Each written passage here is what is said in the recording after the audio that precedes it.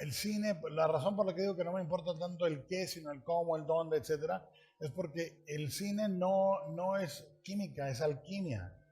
¿Sí? Cuando vemos un ojo, una navaja, una nube que cruza la luna, no es una suma de imágenes, no es una suma de cifras, es una multiplicación de símbolos.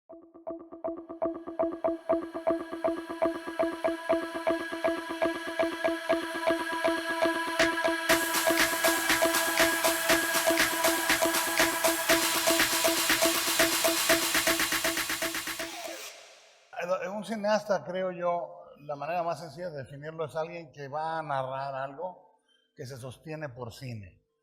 Es decir, nosotros heredamos en la forma del cine muchas convenciones de la dramaturgia, ¿no?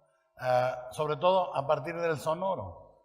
A partir del advenimiento del sonido en cine adquirimos un montón de estructuras desde Aristóteles para adelante que compartimos con el teatro, compartimos con la literatura, pero el cineasta para mí es alguien que va a narrar eso que se puede narrar solo con sonido e imagen, ¿no? Para mí por eso el musical, por ejemplo, es un género intrínsecamente cinematográfico. ¿Por qué? Porque el cine mudo, hasta antes del advenimiento del sonoro, es absolutamente perfecto. Es decir, se depura. La gente piensa en cine mudo y piensa en un cine de cámara fija, un poco primitivo. No hay nada más lejos de la verdad. Hacia el final del periodo de cine mudo, la cámara era móvil, atrevida, con una búsqueda formal tremenda. Y lo mismo pasa en mi caso. Para mí, hablar de cine es hablar de cosas que no solo tratan del qué. El qué es lo que heredamos de otras formas. El cómo, el quién, el dónde. Son cosas de una delicadeza y de una sutileza que se resuelven con cámara, con color, con luz, etc. Y la mayoría de lo que nos hace sentir el cine no lo podemos expresar con palabras. Es muy difícil. Podemos expresar cómo hacerlo. Yo puedo determinar qué lente, qué cámara, qué movimiento, etc. Pero volver a hablarlo cuando alguien lo hace y se logra es delicadísimo. Eso para mí es un cineasta. Entonces, por ejemplo, hay gente que discute a Kubrick y discute a Kubrick como un cineasta remoto, poco humano. Para mí no lo es. Para mí es un cineasta profundamente humanista, aunque decepcionado. ¿Sí? Es un misántropo, pero es profundamente humano. Y es alguien que creo que se acerca al cine puro, a la perfección. Lo que funciona en Kubrick es difícil de explicarlo en palabras.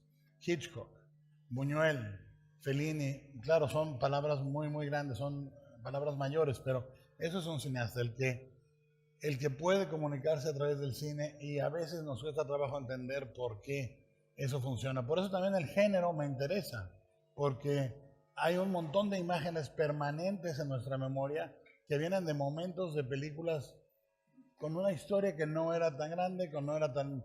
Una película B que genera una imagen impresionante. La composición de una imagen de cine tiene un cierto peso.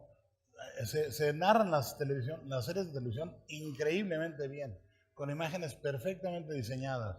Ahorita, y yo soy un adicto a las series de televisión. Las consumo de un golpe, las consumo frecuentemente. Acabo de ver una que es altísimamente recomendable, Berlín, Babilonia, de Tom Tykwer, que es impresionante. De un gran cineasta. Un gran cineasta, y me la recomendó Michael Mann, y me dice, nadie ha hecho el periodo, una película de época como lo hizo Tykwer en esta serie, porque es eminentemente moderna. No estás hablando de un pasado, estás hablando de un presente vivo. La serie es maravillosa, la vi, algunos capítulos los revisité, y sin embargo, te repito, el peso de la imagen compuesta para cine, para que se pueda mantener en un tamaño X. Por ejemplo, hay una cosa que hago cuando dirijo: recorto unas figuritas en negro para ponerlas al borde del monitor donde se ve la imagen en el set, porque quiero ver las cabecitas de los espectadores para darle el peso a esa imagen y que dure lo que tiene que durar, para no cortar para video, para no cortar para televisión, para no cortar, que esa imagen se sostenga. A mí me pasó, por ejemplo, 2 veces en mi vida de manera sorprendente. Yo había visto Vértigo de Hitchcock 3, 4, 5 veces, me gustaba, me parecía, no era mi película favorita de Hitchcock, y de repente sale, cuando vuelve a recuperarse los derechos con todo el pleito legal que había, vuelve a salir en cine. Y el momento de la niebla verde, cuando Kim Novak sale de aquella neblina verde luminosa en pantalla grande, me di cuenta que no había visto la película nunca. Sabía la historia, sabía los personajes, pero no había tenido ese poder de la música, la imagen, en esa escala. Claro que hay bellísima construcción de imagen en las series de tele, pero la gravedad que tiene una imagen como Chaplin pasando por la máquina en tiempos modernos, el duelo en la cabaña, en la fiebre del oro, Gene Kelly en el poste de luz, bailando bajo la lluvia, etcétera, etcétera, es otra especificidad de peso, ¿no? El cine, la razón por la que digo que no me importa tanto el qué, sino el cómo, el dónde, etcétera, es porque el cine no es química, es alquimia. ¿Sí? Cuando vemos un ojo, una navaja, una nube que cruza la luna, no es una suma de imágenes, no es una suma de cifras, es una multiplicación de símbolos. Los símbolos no tienen un valor adscrito, cambian junto al símbolo que está al lado, se transforman. Y eso es lo que tiene el montaje en cualquier medio audiovisual, pero ciertamente en el cine, ¿sí? Que no es una suma de imágenes, es una multiplicación. Y el escoger cómo vas a contar tiene que ver con la emoción que vas a provocar en el espectador. Nada, en mi opinión, en la elección formal, en narrar una historia, nada es gratuito. No es golosina visual, es proteína visual. Entonces, esa decisión de Michael Mann es absolutamente calculada. Por ejemplo, lo hace en 2 personajes diferentes también. Tom Cruise en Collateral y De Niro en Heat. Son personajes que están vestidos con un traje perfectamente hecho de seda gris, con pelo gris, para fundirse con el fondo. O sea, que no existan. ¿Sí? Son fantasmas. Y eso es una decisión de vestuario, es una decisión de diseño de color, etcétera, etcétera. Y para mí eso es la narrativa cinematográfica, decisiones audiovisuales que aunque no las puedas articular, las entiendes. ¿Sí? Entonces, nosotros no podemos escribir en un guión nada que no podamos probar en adjetivos de luz, color, composición y diseño de audio. No hay un adjetivo que exista en la página que no sea comprobable visualmente. Y por eso el cine en ciertas cosas es imposible traducir autores como Bradbury o como Lovecraft, porque la ambigüedad de la palabra, el cine no hay, eso es curioso, fíjate, puedes crear ambigüedad, pero en las decisiones no hay ambigüedad, es el coche. Es decir, no puedes decir el auto, no. Es ominoso, ¿no? No, bueno, no vas a decir, va a ser un Camaro del 72, va a ser el coche que sea va a ser ese coche. La puerta va a ser esa puerta. Y nosotros en el Espinazo del Diablo, ¿te acuerdas? Pedro Lazaga un día me dijo, porque abre la película, en el guión decía, una puerta ominosa. Y me dice, ¿cómo va a ser ominosa? Le digo, va a ser ominosa. ¿Sí? La iluminamos cuidadosamente con una diagonal de sombra, la cámara baja, la cámara empujando lentamente y un sonido de frecuencia baja en el audio, etcétera, etcétera. Y eso es como se construye una película. La construcción de una película, lo que se codifica en ella, mayormente la gente no lo nota la primera vez, pero volvemos en círculo al principio de la respuesta. Lo reconoces. Es decir, nosotros, ¿cuántas imágenes vemos al día? Compárense ustedes con la gente que vivía en 1920, 1930. La imagen no era la fuente principal de comunicación. Era la palabra, era el tiempo, lo que sea. Nosotros ahorita, el adolescente promedio, el adulto promedio, consumimos imágenes básicamente todo el día. En nuestro teléfono, en Google Maps, en Waze, en donde sea, en Twitter, no hay básicamente...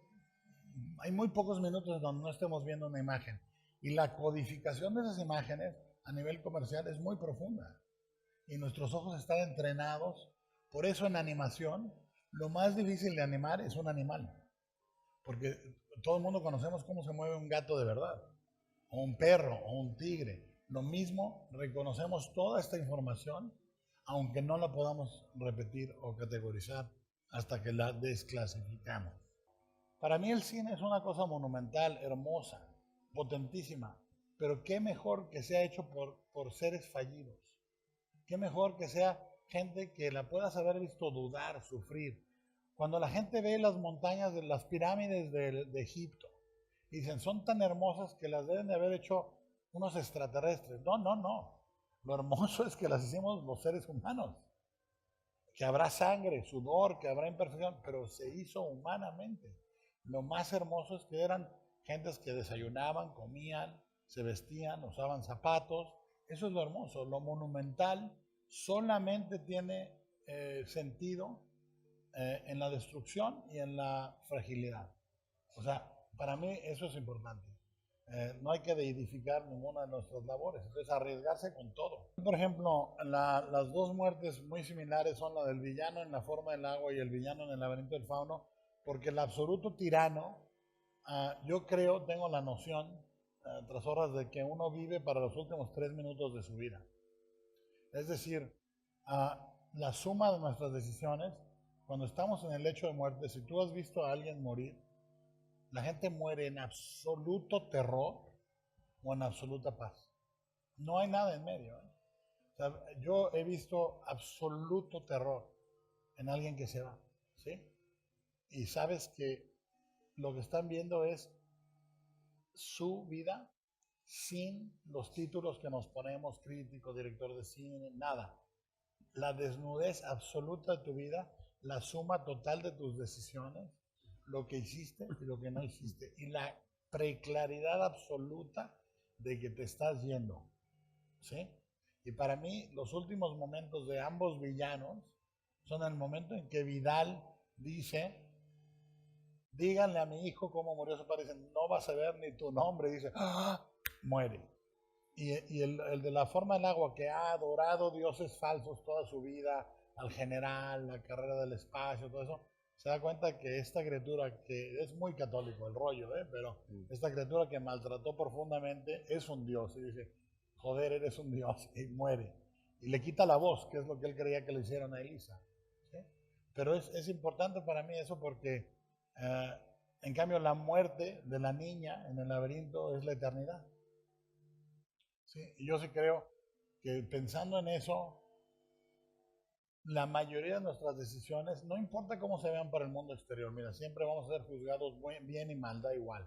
Pero para ti mismo, sí tienes que pensar siempre en esas decisiones coyunturales diciendo, esta va para los 3 últimos minutos de mi vida. Y acumularlas, porque van a volver tras horas. Cuando la gente dice, no existe el infierno, no existe el cielo, creo que sí son esos 3 minutos. Sí lo creo. Porque además, si has alguna vez tomado una sustancia prohibida, mi querido Trasorras, la bioquímica puede desacelerar el tiempo de manera brutal, y yo sí creo que esos 3 minutos deben de durar bastante más. Bueno, mil gracias por venir, oigan.